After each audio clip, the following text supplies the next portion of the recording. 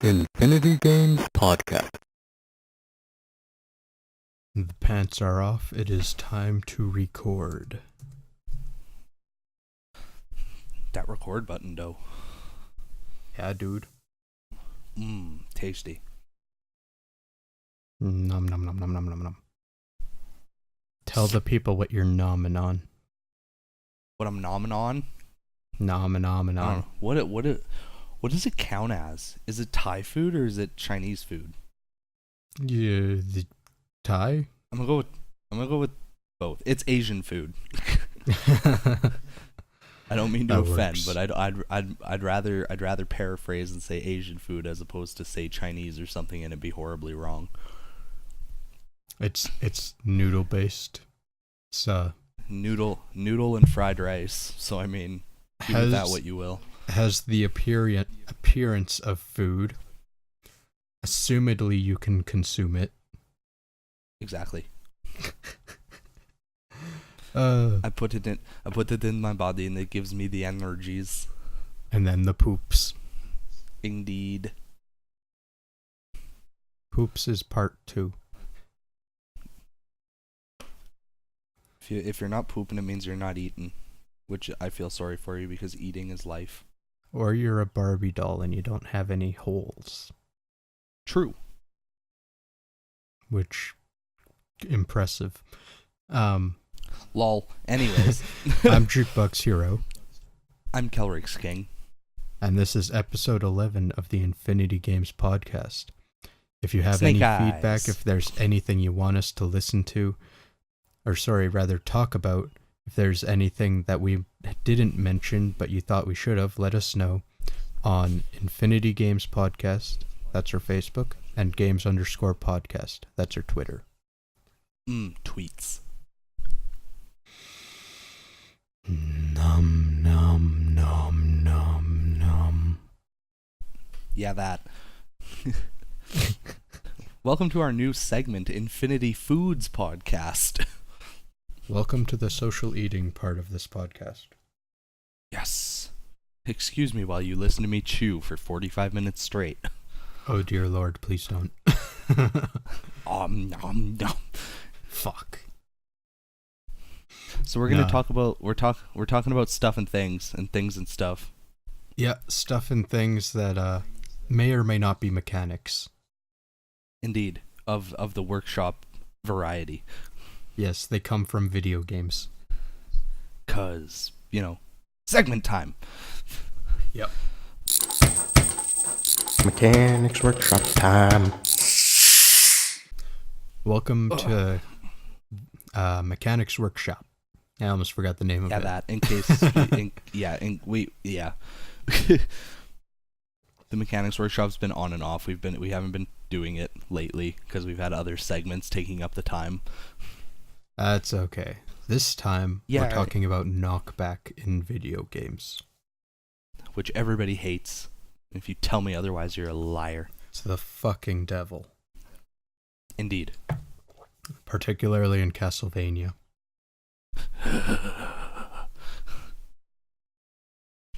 You don't know Now, what that groaning is if- for. It's for the Medusa heads.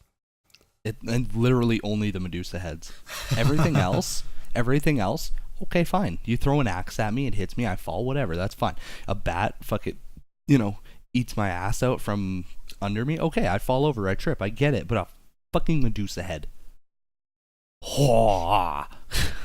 They're the devil. Goddamn sideways S patterns. So what we're talking about right now is, especially in the original 2D Castlevanias, when you get hit by an enemy, you kind of fly back a few feet or pixels or whatever as you recover.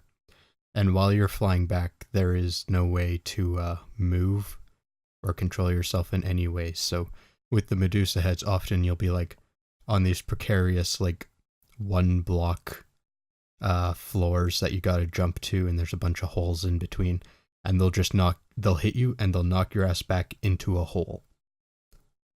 And they're never ending. It's like you can kill them all day long, but they're just gonna keep on coming. It's like, and it's an unlimited spawn, and their pattern is irregular. Like, it's an S. It looks really standard, but trying to jump over it is a complete other story. Because if you jump too early, you'll hit them while they're coming down. If you jump too late, you'll hit them while they're coming up. So you gotta time that shit so they're at the very bottom. Like, you jump sideways, and when you're at the peak of your jump, they need to be right under you, or you're fucked. Yeah. And like on the NES games, it's particularly difficult when you can only whip in one direction. And like you can duck or you can jump. 4, but it like, was.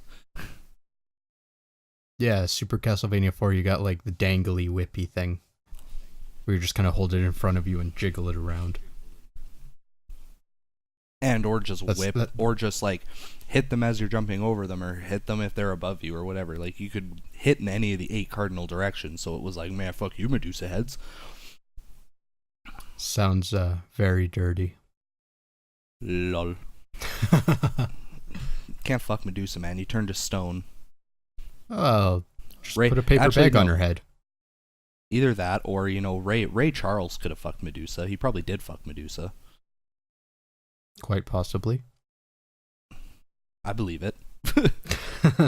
Somebody was like, hey, Ray Charles fucked Medusa one time. True story. I'd be like, respect. Threesome with Stevie Wonder. Nice.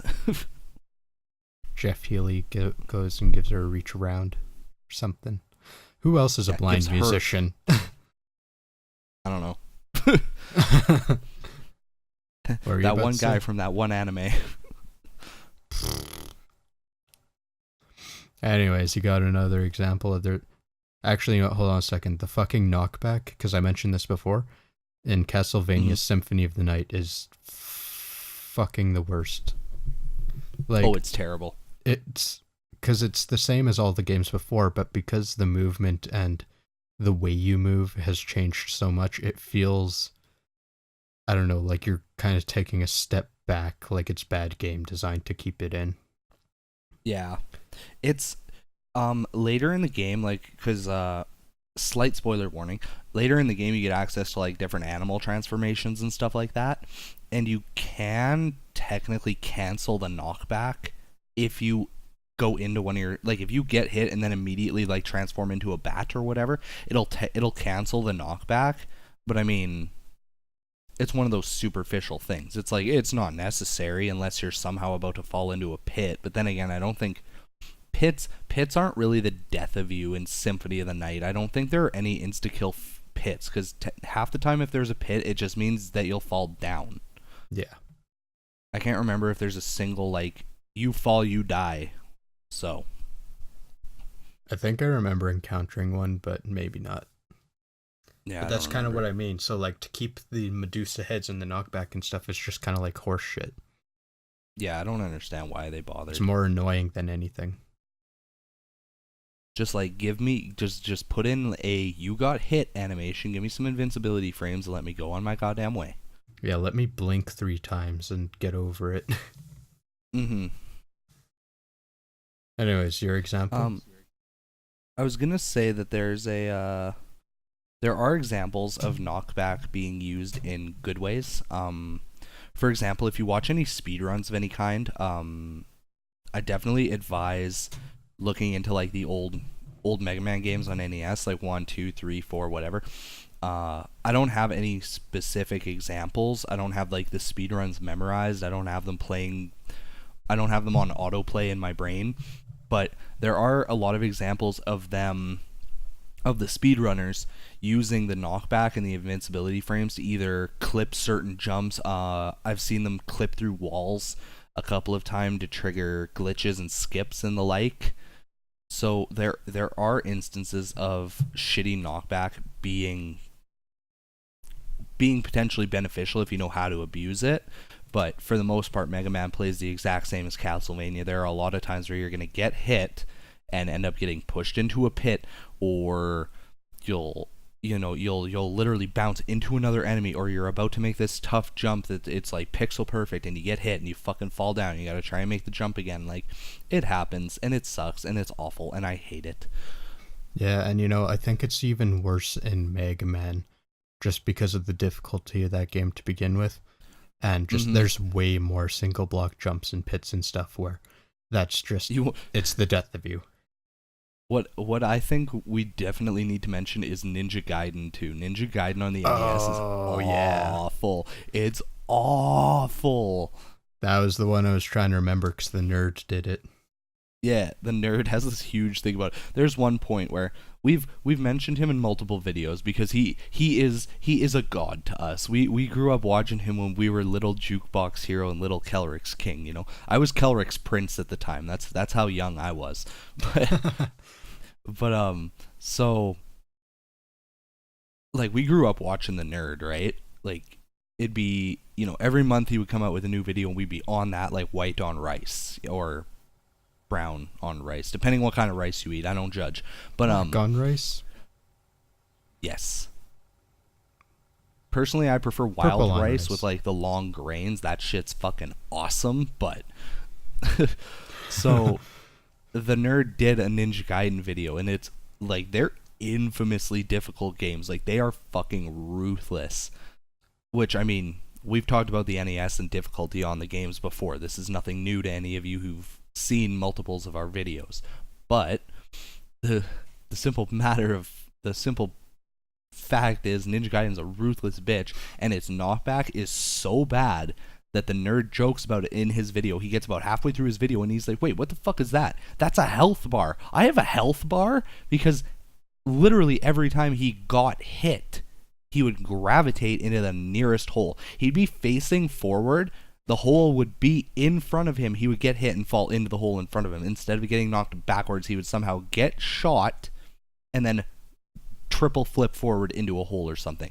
So about halfway through the video, he realizes he actually has a fucking health bar. It's hysterical.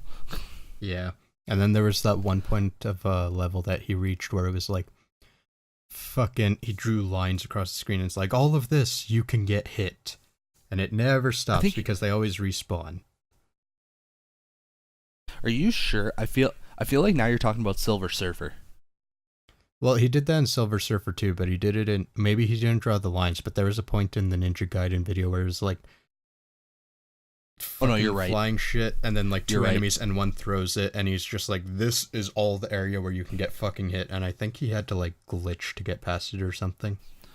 Yeah, I know which part you're talking about. It's one of the later levels, and it's literally like there's this dude standing on a platform, and he's shooting like fireballs and shit.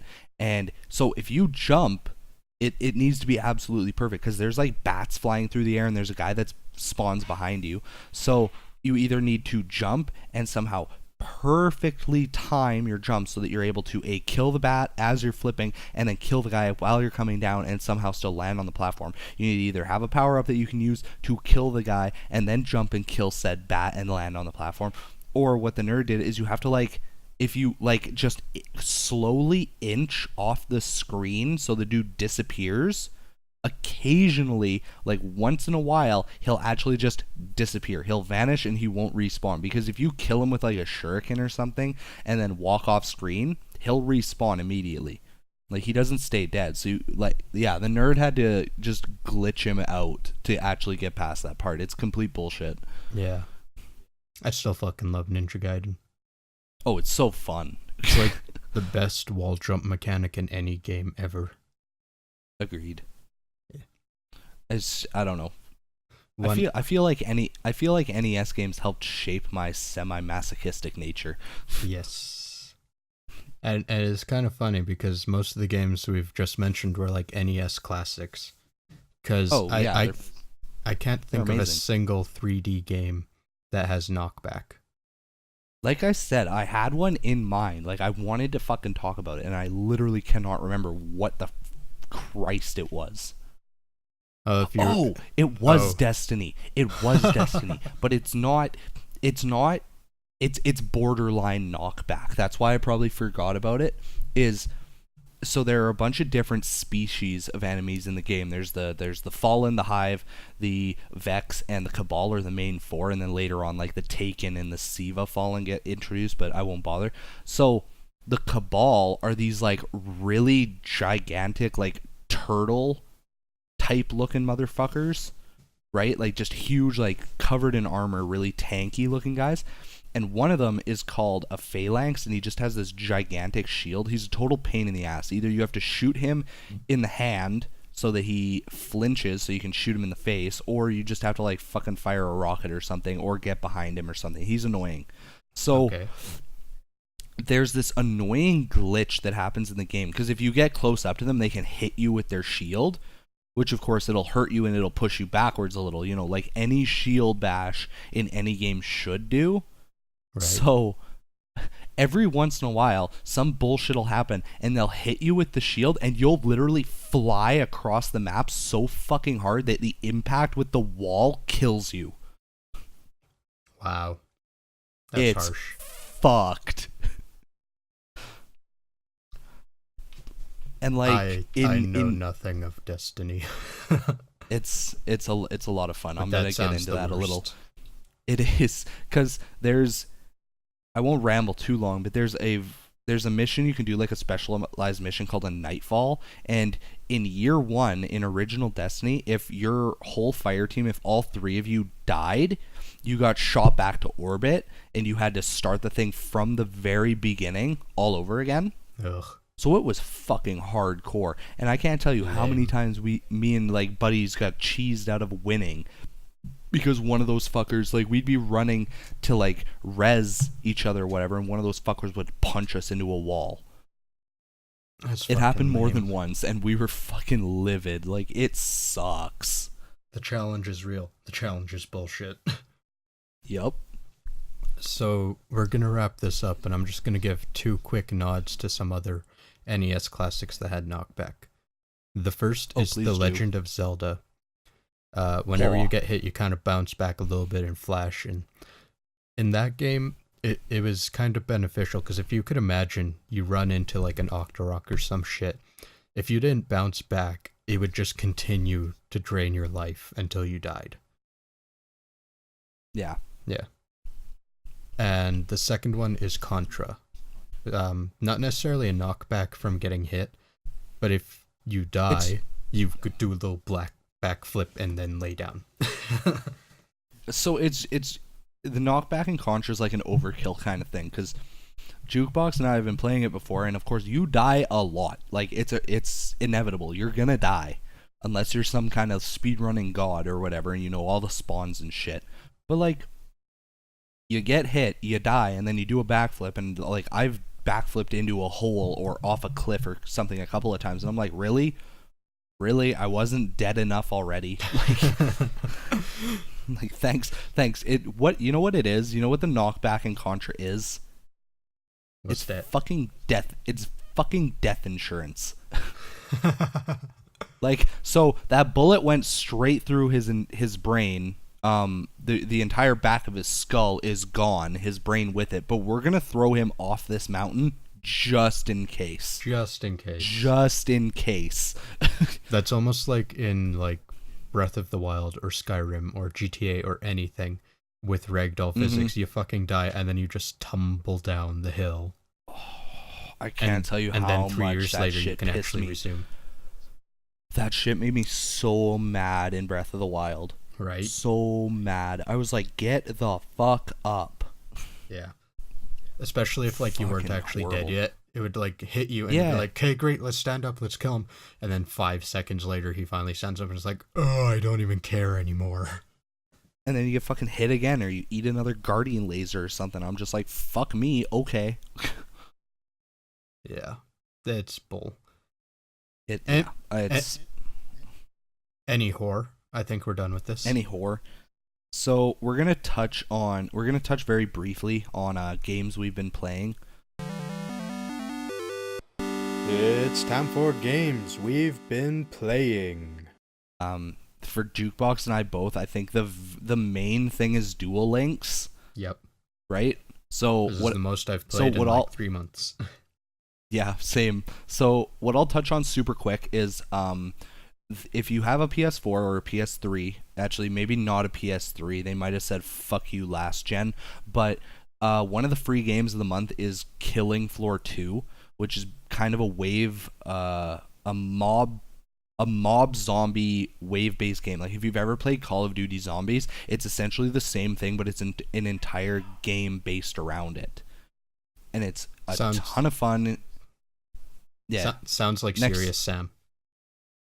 Yeah, next time you come over, you can play it for a bit. You'll have a good time. Oh, okay, so doke. What I enjoy about it is it's 6-man teams, waves of zombies, whatever, and then between every wave, you can take the money you've accumulated and go buy guns and restock your armor and all of this. You have a healing pack that continually recharges, so you can hit that a few times every round if you start hurting or whatever. And the fun thing is there are classes. So there's the Berserker, there's the Gunslinger, Demolitionist, Survivalist, Support, etc., etc. And all of them start out with different guns. You can use any gun in the game. It doesn't matter. If you have the money, you can buy any gun in the game. But depending on the weapons you use, that's the class you'll level up. And every 5 levels, you get a new perk for that class. So, for example, I play Demolitionist, which is like explosives. So the very first perk I unlocked, you have 2 options for every perk, and you can switch between them as you see fit. One is it boosts the damage of my Demolitionist weapons by 20%, which is significant. And my other one is I reload 20% faster. So I'm like, fuck that, I want reload speed.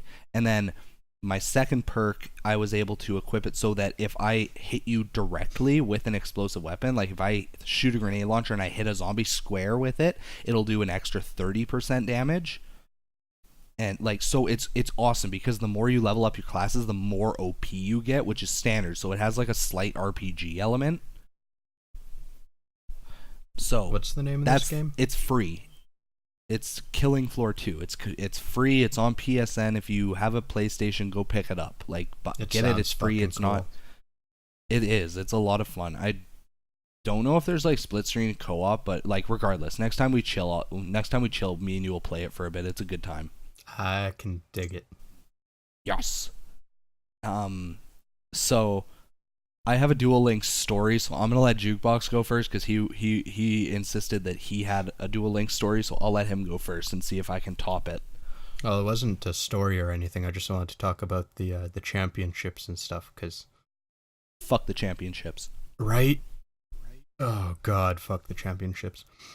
But my draw luck, or rather my just my luck in general, got a little bit better for opening packs. And I managed to get most of the ultra rares out of Chaotic Compliance. But at the same time, I still have... I'm only missing 2 of them. I don't know which ones they were. One of them was it's a psychic something or other spell card. Oh, that was the first ultra I pulled out of that pack. I was not impressed. And I don't remember what the other one was. I think it was a fusion monster, though. Master of Oz. Maybe. But the one card I want out of that entire box is the fucking double summon, and I haven't got either of them. I'm down to 60 packs. And you haven't gotten a single one? No. Dude, that's bullshit. I have 2. Ugh. Fucking everyone but me. Even my girlfriend. I'm like, oh yeah, there's just this one card I want, as she's opening her first 10 packs and she gets it. You know what you do is you and her trade accounts. Yeah, so I'm pretty much done with that one. Yeah. How far did you get in the championships? I'm only at gold 1 because I was playing through and then I got to silver 5, and then as soon as I got to silver 5, everything just turned to shit. Yeah, because that's. You breeze through rookie and bronze and silver, and then as soon as you get to silver 5, gold is the fucking, it's fucking Pit Fighter. Yeah, it's goddamn Fight Club. Because I've been to gold 5 before, but I feel it's probably just because it's the championships. Everyone and their dog is out playing this fucking game, so the competition's way higher.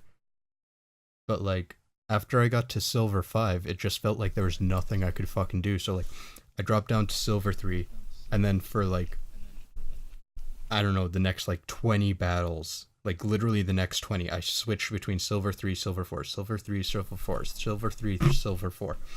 And I was like, my draws are shit. These people got all the cards against me. And then fucking Blast by Tribute has become the bane of my existence.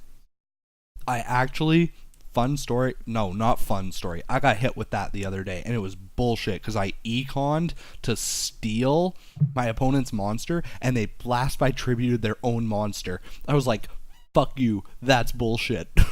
It's such an OP card because obviously, you know, one of the end goals in a battle is to get out your fucking tribute monster so you can actually defeat the opponents, whatever they have out there. And obviously you're going to have your shit in attack, so it just wipes your fucking field and also inflicts damage to you. It's like, if they do that, you're pretty much dead no matter what. Yep, pretty much. It's fucked. Yeah. And of course, I definitely feel I went really hard on Chaotic Compliance and Flame Tyrant. So I don't have many of the like the standard cards that you see through Platinum and stuff. So like Michizure, Spear Karibos, Mirror Walls, shit like that literally everyone at that tier has. I don't have any of those. And it really works against me because I didn't go hard on Neo Impact, Rage of Discovery, or anything like that. Yeah. I actually managed to get to Plat 1. Nice. I wanted to know how far you got. My fucking god. Yeah. I literally, like, it's the same thing. I got to Gold 1, and it was just hell on fucking earth. You know, I got... Go ahead. I haven't battled at all since I got to Gold 1 yet. I still have one more day to try and make some magic. Because I don't know what it was today, but I went on like a 6-win streak, so...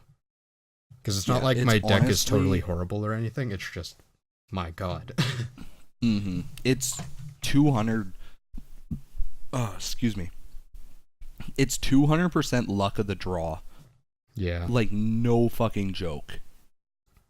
Like, I'll send you a picture in a second here, just on Facebook. I'll send you a picture of the deck that I used to get to Platinum 1.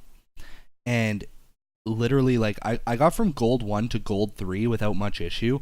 And then getting to Gold 4 was really fucking difficult for me, because I kept running into, like, Mize with Harpy Hunting Ground. I kept running into Weevils with their fucking parasites and their burning lands and shit. There was one time, oh my fucking god, I was so fucking livid, dude. I got to Gold 5 after literally like 2.5 hours of straight fucking playing. Right. I fucking got to Gold 5 and I was like, oh my god, if I can just somehow magically win 3, I'm done. Like, if I get to Plat 1 and guarantee myself a super rare card, I'm done. Like, I'm fucking out. Like, there's no way I'm even gonna try to get to King of Games. It's not worth it. I win 2 in a row. I win 2 in a row. And then the third duel, I'm like, please, a scrub. Give me a fucking scrub. Give me some dumbass running fucking, like, fucking Kaiba with warrior monsters or some dumb shit like that, please. And I get Taya Burn. Ugh. Have you gotten shit on by one of those yet? Yes. Oh, you bet your ass I was fucking pissed about that. I was like, I saw Taya, I saw her little thing pop up, and I'm like, no, not like this, please. I'm just hoping to God that she draws like the worst fucking hand possible.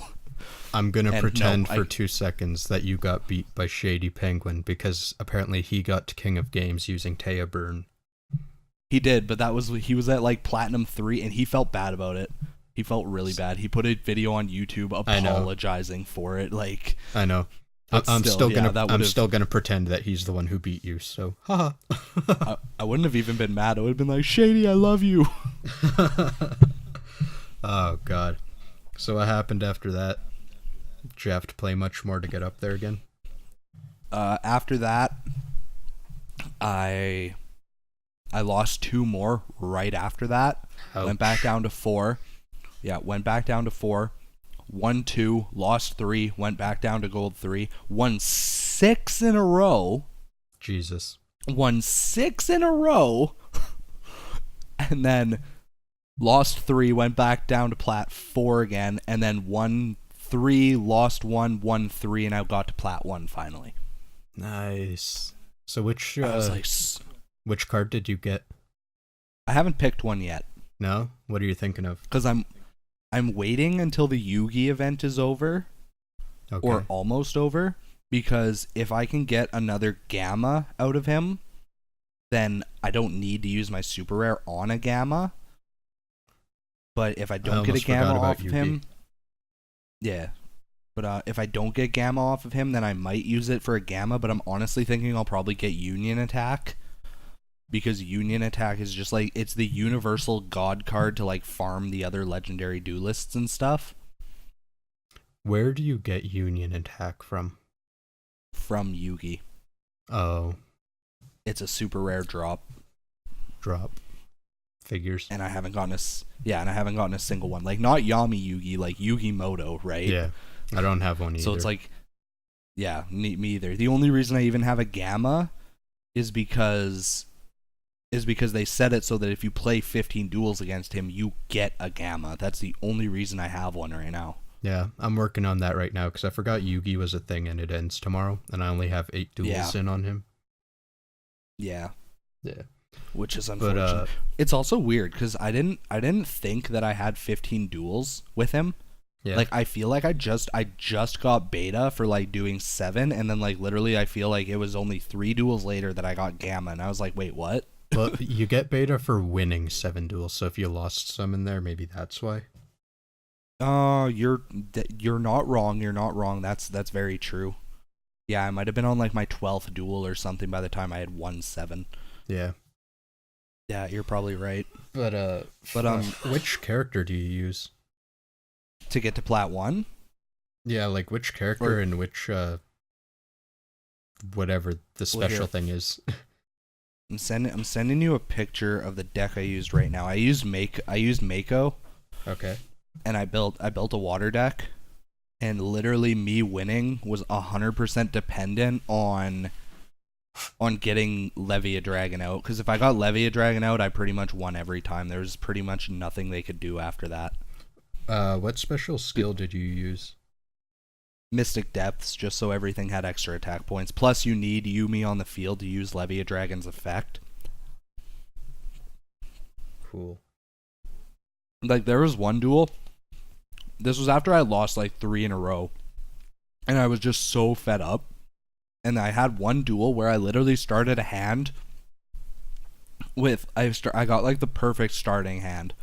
So I went second, so they literally set 3 face downs and put a monster in defense mode, and they had a field spell on. I think it was Mai. And the first thing I do is I summon a monster, use Big Wave, destroy that monster, special summon Levia Dragon, use its special effect to destroy my Yumi card and everything on their side of the field. Goddamn. And then I just immediately punch her in the butthole for 2,600 points of damage, and she had 1 card in her hand. She immediately forfeited. God damn. I was like, yes! Fucking. And then I lost 2 more. I look at this deck that you have there, and I have like 3 of those cards. Yeah, I was mostly curious lucky. About your... I just started dumping gems and shit into Age of Discovery, and literally like... What happened here? Like, I got Levia Dragon like a week after I started playing. Nice. Like, I was like, oh, fuck, cool. And then I realized that, like, new packs were coming out, so I was like, oh, I want to get those instead. So I stopped. And then, so I went back to it, and then, like, so I did, like, 4 packs or 5 packs, got a Sunfish, did a few more, got a Yomi ship. I was like... Well, shit, that's all I need. So I re-rolled the pack, and then like another 10 packs in, I got 2 more. So I was like, fuck yes. Nice. Yeah, I've got one of the Yomi ships. I like it. They're awesome. They're really good. Like the perfect starting hand for the Mako deck is pretty much like a Yomi ship any other one of the monsters, and then big wave, small wave, and fucking Levia Dragon, and you're like totally set. Because then you just put Yomi ship on the field, they summon, destroy it, their monster gets destroyed, and then you just fuck them sideways. I was mostly just curious about what special skill you were using, because like for the last like month straight, I haven't used any special skills at all. So when I give my like last hurrah on PvP tonight, yeah, I'm probably gonna copy my deck over to someone that I actually have skills for. Because like even Joey with his LP boost, I mean, I'm sure that'll help me significantly compared to like using literally nothing. Yeah, it's something, right? The best kind of like general ones are, of course, Joey if you have life point boost, Taya if you have dual standby, but that's also a double-edged sword because he gives the other guy an extra card in his hand at the start. So, and it's also a drop skill. So if you aren't lucky and it hasn't dropped from just like leveling Taya up, then you're not going to be able to use it. Or Bandit Keith because he gets switcheroo at level 4, and that's a pretty good overall skill. Yeah. I have pretty much all of Yugi's skills. And a fair amount of Joey's. Because I pretty much grinded everyone up to level 10, but I have Yugi maxed and Joey's pretty close or something. Nice. Yeah. My highest character is Yugi at 26, and then Mai is at 25, and Bandit Keith's at 25, and those are my 3 highest. So, dude, I think it's time we move on to our main topic. Yeah, we should talk about E3. And I also think we need to make a small promise not to talk so much about Yu-Gi-Oh! Next time. Yes. I'm sorry, it's a good game. I know, it's so good. All the nostalgia. Our main topic is E3 predictions and E3 wants. Kelryx. Can we do wants first? Yeah, okay. Can I do one want first? No. Oh, okay, predictions. No, you can do a want, I don't care, go for it. I want Kingdom Hearts 3 news. That's it. That's all I care about. That's one of my wants too. But it's just like, rather than just news, I want them to actually have a release date, because that would just blow everyone's fucking minds. Yeah, I'm hoping for a release date. I highly doubt we'll get a release date. I'd honestly be happy if it was like, give us a year. Like if it said coming 2018, I'd be happy. If it said like spring 2018 or something, I'd be happy. If it gives us an actual release date, bring a defibrillator over here. Yeah, pants shit, there's a good chance they could win E3 with a release date on that. Yeah, probably. Everybody be like, Square Enix wins, everybody go home. Pretty much. But yeah, that's pretty much the only thing that I have like hardcore shits to give about. Am I actually expecting it to happen? No, not really. That's why it's a want. Best, exactly. I think at best we'll maybe get another like teaser trailer or maybe a slightly new gameplay trailer, because a few months ago they did release a couple of screenshots showcasing like a new drive form and everything. So I don't really see the point of them having screenshots without filming a gameplay trailer or something, or attempting to get a gameplay trailer or something. So I'm hoping for that at the very least. But yeah, I'm not hanging on by the seat of my pants. That's one of my wants. Just as a general thing. My actual big want would be a new F-Zero game. That'd be pretty awesome. Because we haven't had one since the Game Boy Advance. Yeah, online F-Zero, like on a PS4, that'd be pretty fucking crazy. It would be. Well, fucking dude, it's Nintendo. You just said PS4.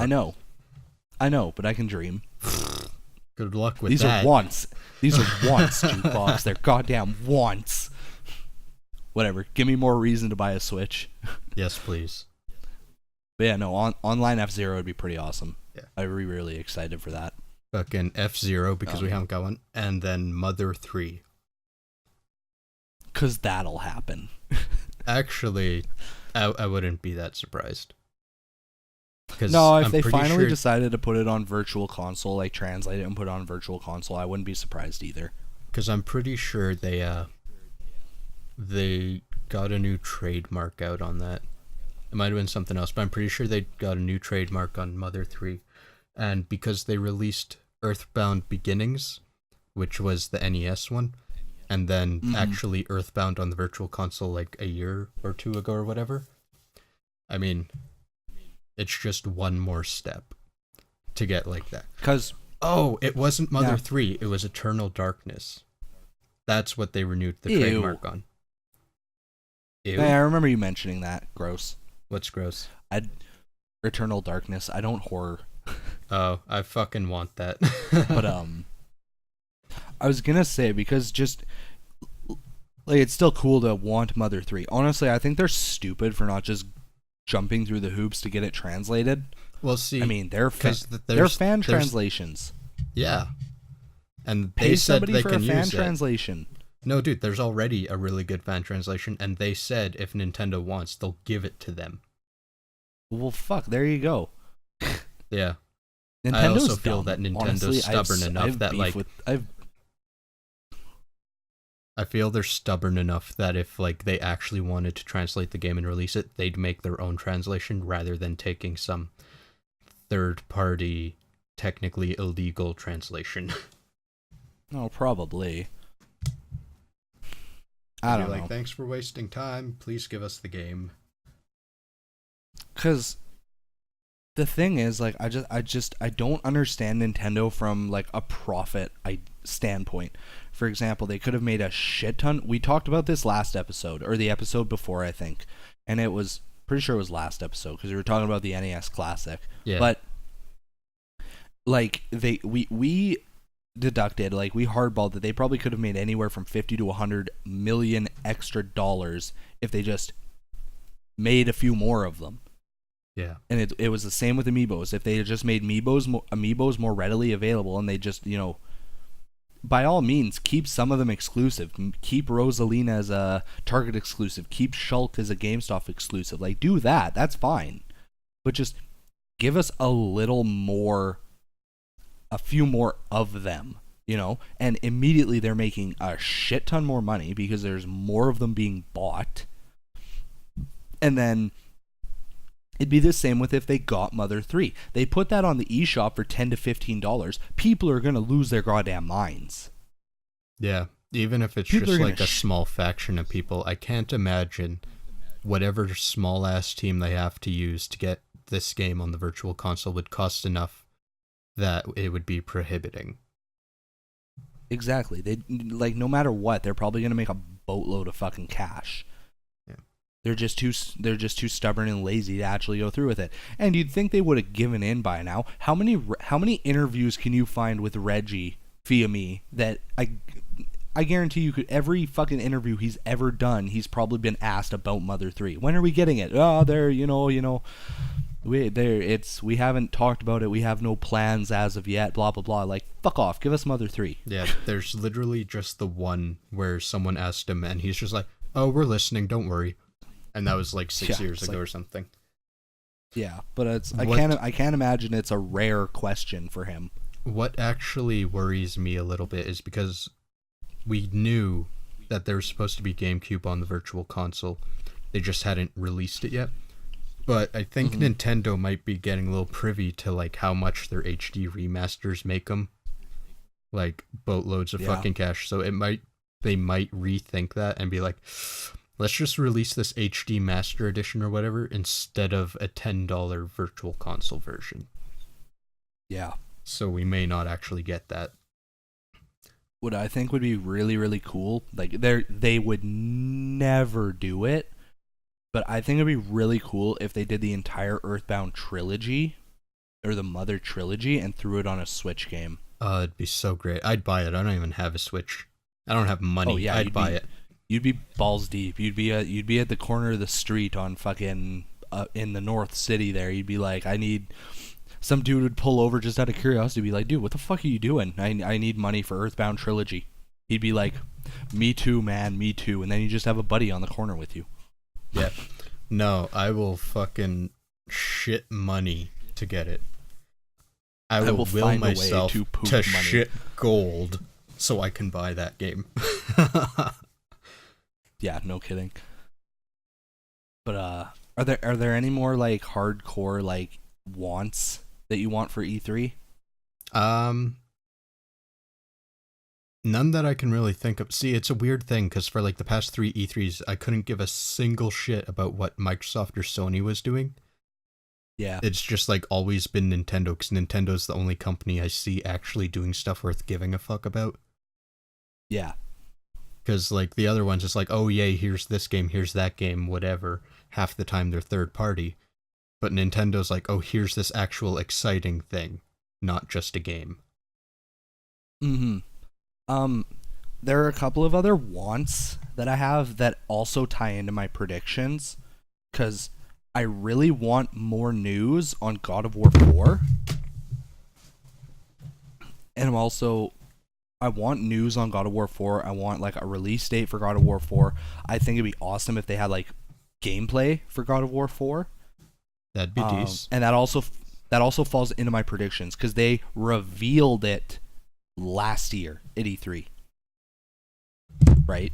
Fuck. So to me it stands to reason that if they revealed it last year and they had a very small amount of like they had a very small gameplay portion, right, it makes sense to me that they should have a full gameplay demo at E3 this year, probably another trailer that explains a little more of the story, and also a confirmed release date. I see that as a very, very, very good possibility. Yeah, I could see that happening too. Especially since it's and been then like a full year of development. Sorry, go ahead.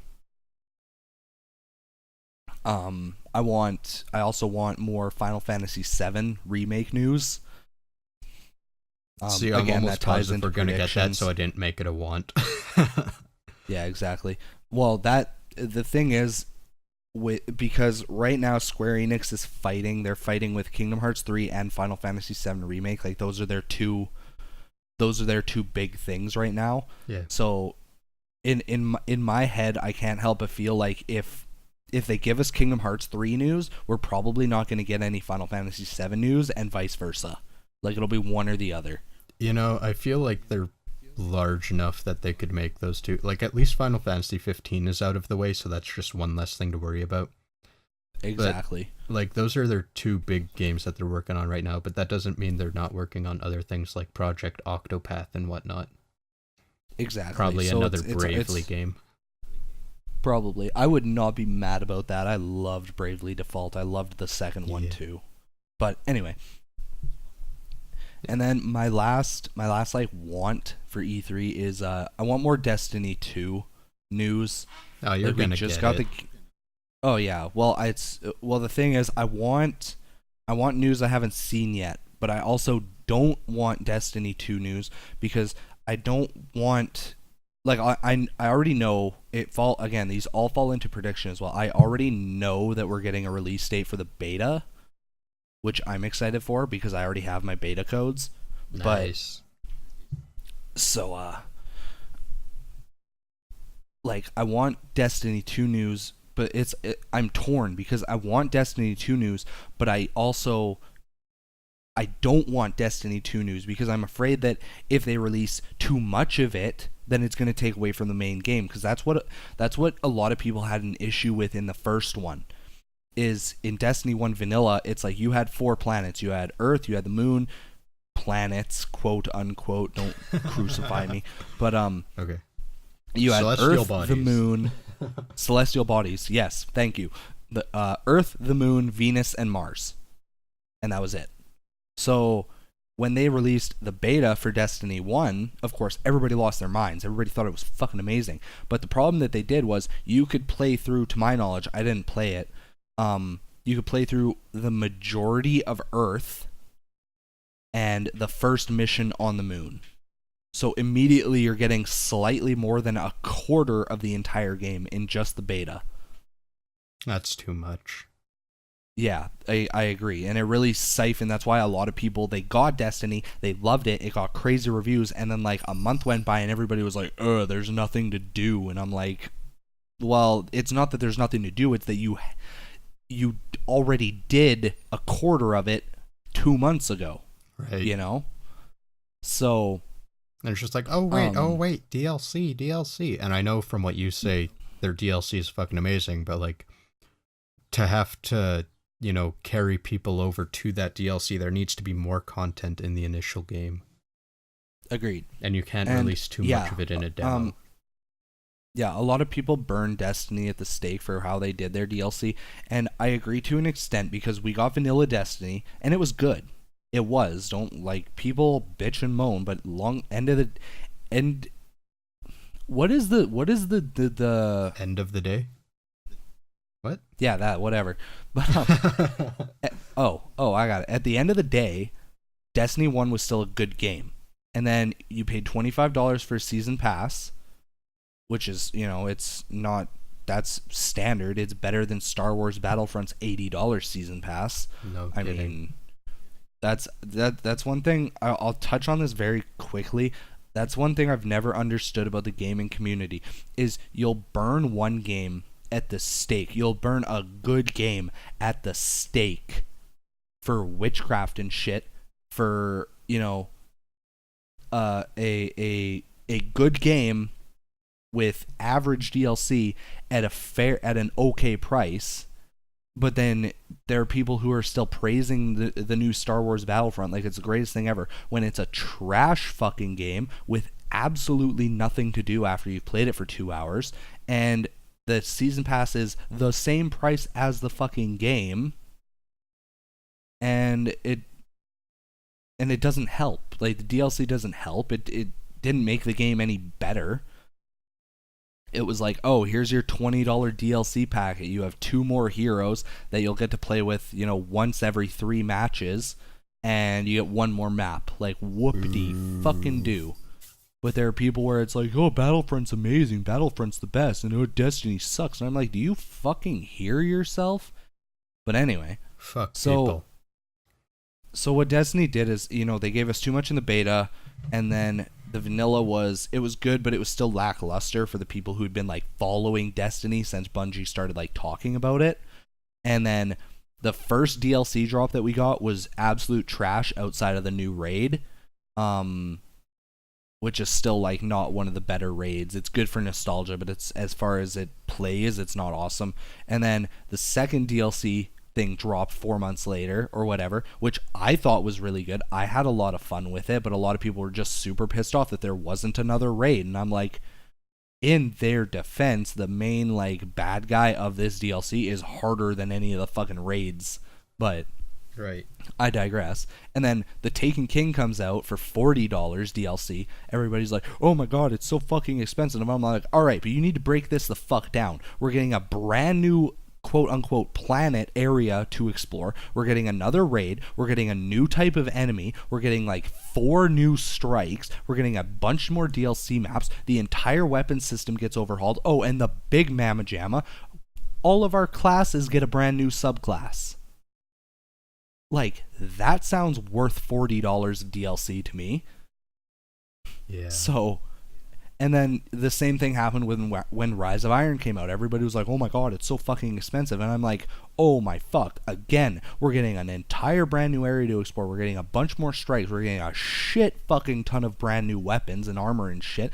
And it's like, granted, yeah, we didn't get like another new subclass like we did in the Taken King, but whoop-de-fucking do. Like, it's just, I'm so tired of people bitching. So, I'm just really excited for Destiny 2 to have a really cool, a really awesome beta that gives you just enough to like really whet your appetite and enough to like just play the shit out of whatever strike they allow you to play and whatever missions they allow you to play and all the crucible and whatever crucible they allow you to play. I'm ready to just play the absolute piss out of it, just to fucking salivate for when I get Destiny 2, get to play it for a day, and then immediately fuck off for a weekend to my girlfriend's sister's wedding. Oh. But anyway, so that's my Are you done E3 sucking wants. Destiny's dick? I'm done. Yeah. Did you swallow? I did. Good. So onwards to expectations. Moving on. Okay, so E3 just did their shit today, which weirded me out a little bit because I thought E3 was the 13th to the 15th, but apparently they started today and they're doing conferences like one a day or something until the 13th, and then it's mostly like gameplay type shit. Yeah, But what it is because I know EA did theirs today. I'm not sure how exactly it works. I'm pretty sure tomorrow's Microsoft, and then the day after is Sony. And then the 13th is Nintendo, I know for sure. Whatever, I'm hyped nonetheless. Yeah. But I didn't watch the E3 one, but I'm going to give you a quick summary of what I expect of it. Sports. We bring you this quick announcement. Battlefront. Battlefield. Sports. Hold the phone. FIFA. Look at those balls. Look at the texture. Look how great they look. Big round balls. Guys kicking balls. Balls. Look how great they look. You can even see the Peanut Man in the stands. He has a great sack of nuts. Sports. DLC. Okay, so real quick, pause the actual video that you have playing there. I thought you were giving us like your quick rundown. I didn't think you were just gonna play the fucking thing for us. Nope, that was the entire presentation. Genius. Yep. Go look it up. I swear So, that was the conference. Right there. All in all, yeah, sports, FIFA, Star Wars Battlefront 2, which admittedly I'm a little bit excited for. Because I think that what they did is because they made the original Battlefront, it was good. They made the original Battlefront 2, it was fucking amazing. They made the new Battlefront, and 90% of the people that bought it want to find the people who did it and murder them in cold blood while their families watch. So I feel like they maybe learned and they were like, "Okay, we fucked up hard. We have to do Battlefront 2 the right fucking way." So I'm excited to see more of Battlefront 2. Will I ever buy it? Highly doubtful. But I'm excited to see more about it and see if it's potentially going to live up to what the original ones were. I hope so, but it's Sports. also E3. Or sorry, Yeah. EA. EA. EA. But it's in the DLC. pretty much. What's Yeah. in the DLC? The game. Yeah. What's on the game disc then? The Pictures of the owner's dog. that and the tutorial. Yeah. The tutorial's also super buggy. Yeah. But yeah, I don't know. As far as like actual predictions, I honestly don't really have much. Like, of course, like I'm predicting there will be God of War news. I'm predicting there will hopefully be Kingdom Hearts 3 news. Destiny news I already know is going to happen because it was announced that they would be talking about it at E3. What was the other one I mentioned? I can't remember. What? Whatever. I was trying to remember. I know I mentioned something else in my like wants and predictions, Final but I can't Fantasy? fucking remember now. Yeah, that. Yeah. See, I don't know what to expect out of Microsoft because they've completely dropped off my radar. Yeah, I I hope have they no. talk about I, the I have no HoloLens. fucks. I have zero fucks to give about Microsoft. Yeah. Sony, I think they're going to kind of like surprisingly blow our minds with something we never thought of. Probably. Or they're just going to give us updates on like fucking everything. I'll tell you right now, I'm willing to bet they'll talk about the new Crash Bandicoot trilogy thing that they're doing. Oh, definitely. They'll probably make that like the focus point because it's Naughty Dog. Naughty Dog is their jam. Probably. Yeah, Naughty Dog rules the Sony world pretty much. But yeah, I think Sony's going to make one mind-blowing announcement, and I think Nintendo's also going to make one. But I don't think the Nintendo one's going to be like a good surprise. Because like we're getting more, we're expecting more out of Mario Odyssey because they got to show that off so you're ready for the holiday season and whatnot. And then they got that stupid Rabbids Mario game, whatever, that everyone's like, what the fuck is this? But I think they're gonna show. I was hoping that was a joke. I don't think it is. I don't know. Nope. But I think they're gonna make an announcement for something that's gonna come in 2018 because we've kind of reached that point where they can start announcing things a year later from now, and all we've known for the Switch is stuff between like March 3rd and the end of December. So they're gonna announce something for next year, and it's gonna be mind blowing. But I have a feeling it's not gonna be a good mind blowing. I don't know why. It's just a feeling. Yeah, I don't know. With the exception of Nintendo, this is kind of the E3 to come out mid-generation, so there's not going to be a lot of great, huge things coming out, really. It's just going to be a continuation of games that are coming out, announcements of stuff that isn't kind of there to really sell the system. You know what I mean?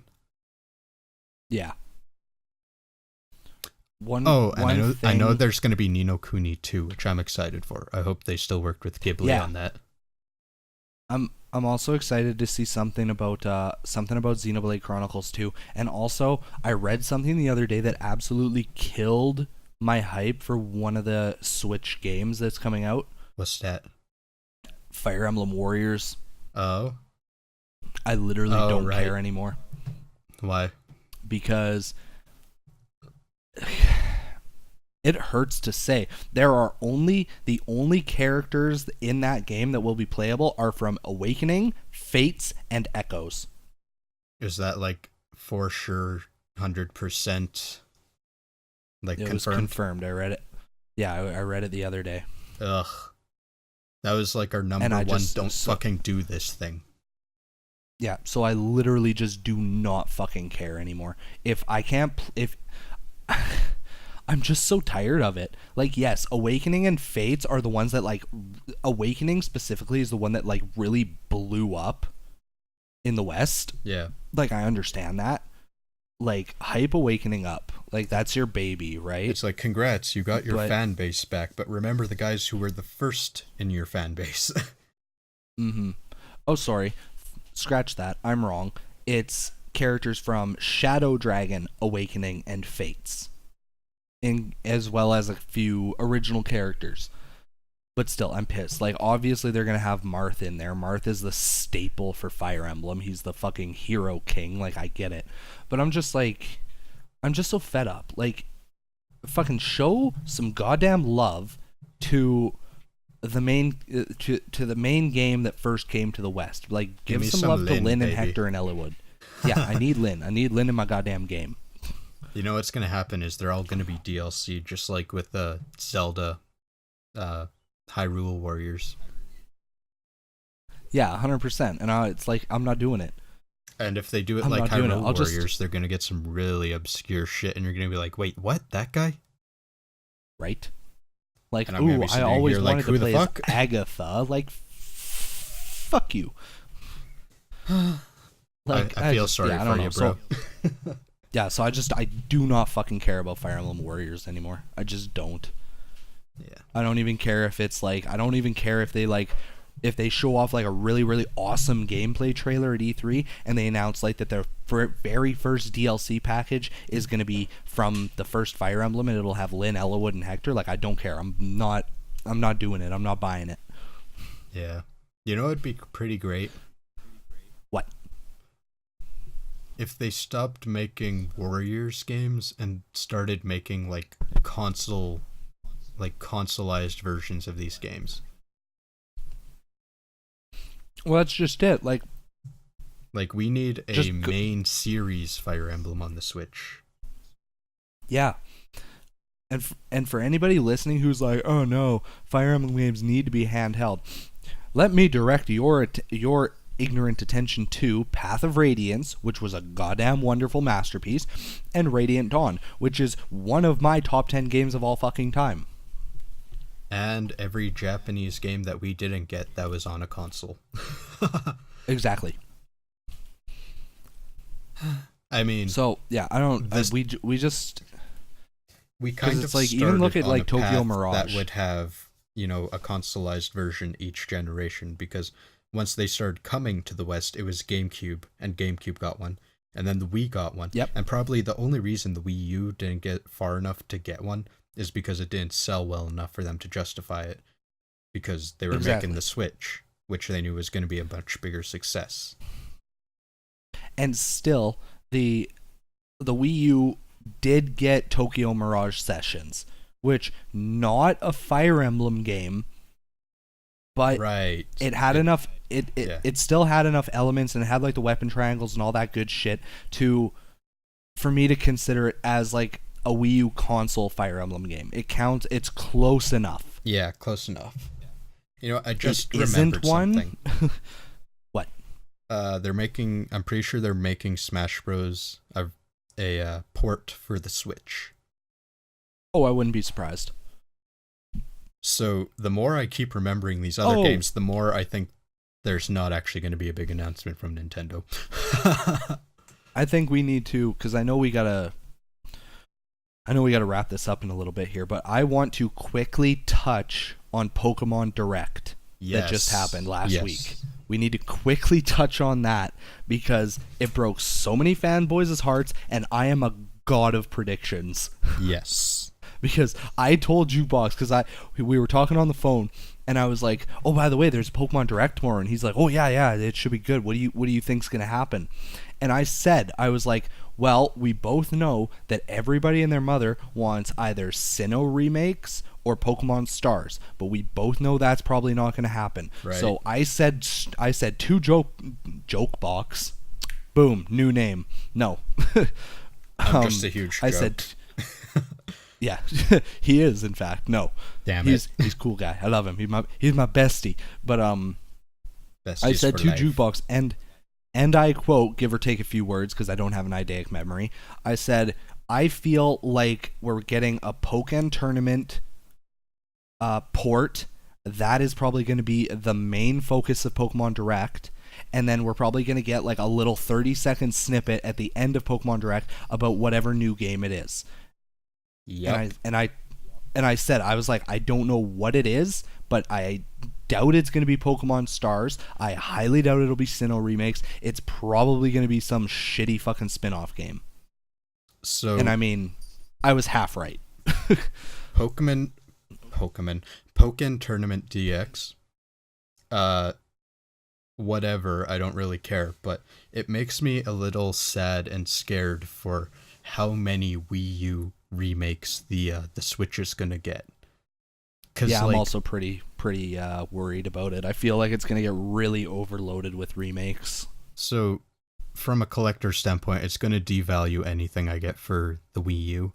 I mean, fucking whatever. But if they just keep taking, because the Wii U had such amazing, great first-party Nintendo games, if they just keep taking those and remaking them, it's gonna kind of, stop them from making new stuff. Even if it's from like the same franchises they've been using forever, any resources used on porting a game is not used on making a new one. And we've reached a point where this is like the fourth Wii U game that's going to be coming out on the Switch or something. Yeah, something like that. I could find an actual list, but I'll save that for maybe we'll talk about that a little next episode. Yeah. But, and then I don't know. Ultra Sun and Moon? It's Ultra Sun and Ultra Moon. Yeah. I don't care. And it's like Black and White too. It's like the same shit, different pile, and I couldn't give a fuck about Sun and Moon anymore. Like, those games just weren't good enough for me. I know you are. I'm gonna buy it. But, I can bet you those are gonna be like the first two Pokemons you trade in out of like the Pokemon games you have left. I mean, I don't trade Pokemon games. But you did. Did I? When? I'm pretty sure you did. I'm pretty sure I didn't. Maybe like my GameCube, maybe my Game Boy ones way back when. What about Diamond and Pearl? I still got them both. Really? Actually, not Pearl, because my copy of Pearl got stolen. Oh. But I still have the case, and I also have, I believe I have the case with my brother's copy of Diamond in it.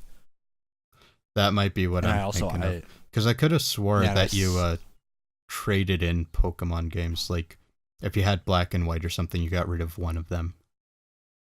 I might be thinking of someone else. Sure I don't. I'm pretty sure I still have Black. I'm pretty sure I still have Pokemon White and Pokemon Black too. I'm pretty sure I still have them both. Oh shit, later. dude! I'll send you a message. No, I'm thinking of someone else. Never mind. Oh, gotcha. I remembered who I was thinking of. I want to just point something out here real quick for anybody who's listening who maybe isn't like a super hardcore fucking Pokemon nerd like I am. Ultra Sun and Ultra Moon is literally Black 2, White 2. Like, I know Jukebox just said that, but I'm going to explain to you just how much of a fucking parallel it is. In Sun and Moon, at one point, you'll bump into this guy named Kelryx. He popped up originally in Black and White, and he was a very, very, very minor character. And he was looking into a certain... he was looking into Kyurem, who was the legendary... who was the third legendary dragon. He was the Dragon Ice type, right? As the parallel to Zekrom and Reshiram. So he was looking into them. So you meet him in Sun and Moon, and he's like, oh, I'm just here studying blah, blah, blah. I don't remember his actual words, but he's like, I'm just here looking into whatever, and I think I'm going to stick around for a while. Boom, foreshadowing. And then in Black 2, White 2, he pops up, and he's like the main fucking antagonist all of a sudden. And so you get later into the game, and he found out a way to fuse Kyurem with either Zekrom or Reshiram. So then you got Kyurem White or Kyurem Black. And that's the same fucking thing that's just happened in the Sun and Moon trailer. You see, like, it's going to be like Ultra Solgaleo and Ultra fucking Lunala or whatever, but it's literally you can catch Necrozma in Sun and Moon. I caught him. He's not great. He's a pretty trash legendary, actually. Lame. But so it's literally the same thing. Kelryx is going to be fucking head honcho in Sun and Moon all of a sudden, or Ultra Sun, Ultra Moon probably. And he's going to look into, oh, Necrozma's the fucking link between the hyperspace dimension and all this other bullshit and whatever. And then at the very end of the game, he's going to fuse with fucking Solgaleo and Lunala. You're going to have to take him out and blah, blah, blah. Bob's your uncle. You know, I can't even say this is surprising. Like, it's a 100% straight up story ripoff. Like, I'm actually super disappointed in Game Freak for this. I mean, because at least Black 2 White 2 is built off of like doing the same thing over and over, so I'm not surprised at all. Yeah. Well, no, neither am I. But it's just, to me, it's really degrading for them, because it's like when they originally did Black 2, White 2. It was a super cool idea. It was the very first time that a Pokemon game got a direct sequel. Right. Like a direct sequel. So everybody thought it was awesome.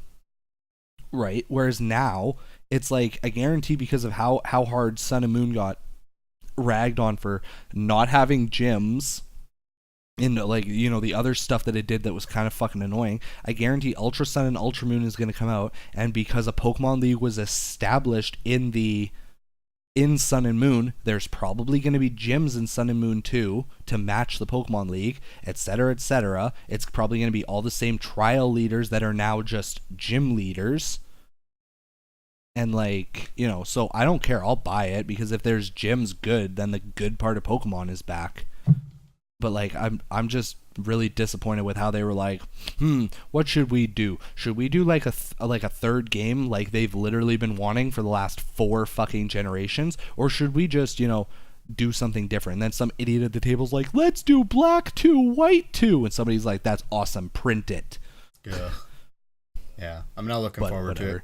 We'll let them raise my expectations at E3, because I'm sure they're going to have, like, that'll be a significant part of their presentation or something. Oh yeah, for sure. I mean, like I said, like I'll buy it. I'll play it. I'll probably have a semi okay time with it, and then I'll tell Jukebox about it, and I'll tell all of you guys about it in November for episode fucking 30 or whatever it is at that point. 41. 41. Because we're saving 42 for something special.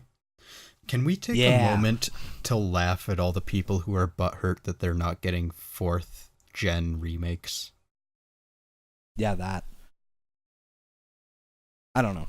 Would I be okay with 4th gen remakes? Yeah, sure, why not? 4th gen was good, but at the same time, I kind of wish the Pokemon would either... it's like, as much as I love the Pokemon and I love the Pokemon universe and everything, in my opinion, they need to do one of two things. They either need to let the franchise fucking die, or they need to just move on with further generations. Like, they need to quit all this spin-off shit. They need to quit going back to the rehashed ideas. And it's like, will they ever stop? God, no, it's business. They're never going to give away their golden goose, right? Right. They're never going to be like, we could do Ultra Sun and Ultra Moon and make fucking $30 million. Or we could do Gen 8 and maybe make $20 million. What should we do? Like, gee, I wonder, would you want $10 million extra dollars in your pocket? Because I fucking would. Yeah. You know, I only wanted the moment to laugh because so many people are butthurt because they were expecting something that was never even hinted at or promised or anything. Like, there was literally no reason to expect it. It's just speculation. No.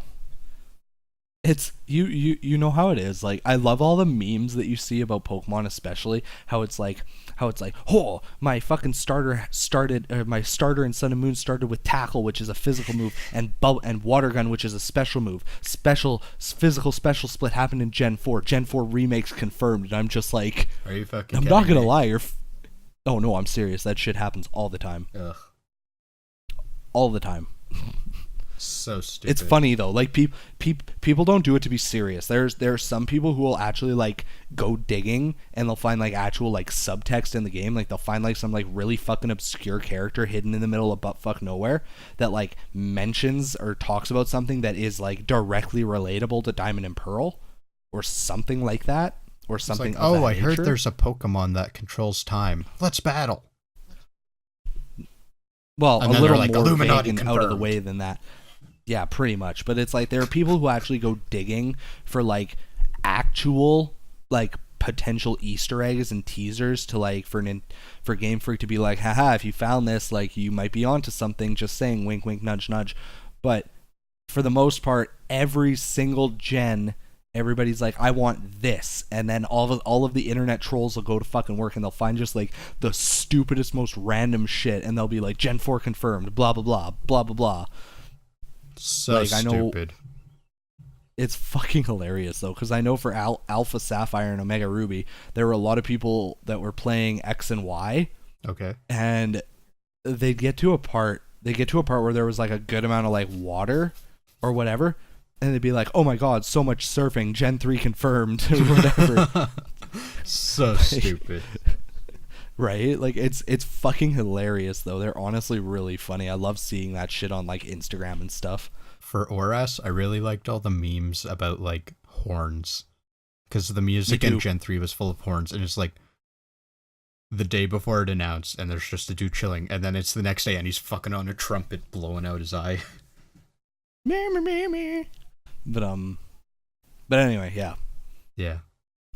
We're excited for E3. We'll talk to you guys about that next Sunday, because at that point E3 will be done and we can literally just fucking hype train the entire way through our episode next week.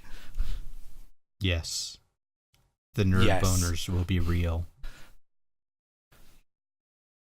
Are we good? Yeah, you think so? Is there anything else you want to touch on, mention, or anything, or should we close it out? No, I think that's it, man. Because I've been off the radar on this E3. Oh, me too. I don't know. E3 when we were 15 was a really big deal, because back then it was this magical, wonderful world where all this stuff got announced, whereas these days it's like, oh shit, tickets are available to the public. Bro, we should go one year. Like... Yeah, no, the reason it was so special in 2012 is because they were announcing consoles. Yeah, pretty much. But actually, it'll be fine. Once this podcast gets super famous and everything, we'll get tickets to E3 and it'll be fucking awesome. Speaking of internet fame, please subscribe to us on YouTube, Google Play, or iTunes, or if you want, you can go to our website, infinitygamespodcast.blogspot.com, and subscribe to our RSS feed directly if you're into that. Yeah. Yeah. This has been Infinity Games Podcast, episode Snake Eyes. No? Yeah. No? Yeah, yes? that works. Yes? Yes. Yay! Episode Snake Eyes. I'm KelryxsKing. I'm Jukeboxhero. Oh, God! Struggles with words. I'm Juicebox. Yeah. We'll see you guys next episode. Catch you later. Bye.